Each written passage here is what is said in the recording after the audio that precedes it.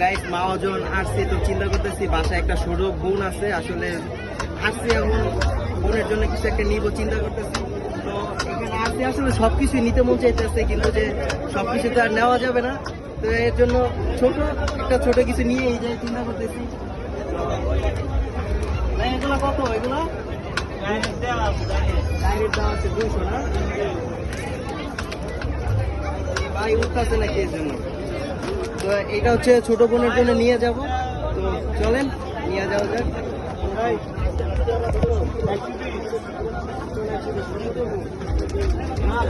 ছোট বোন নিলে অনেক খুশি হবে, সমস্যা নাই।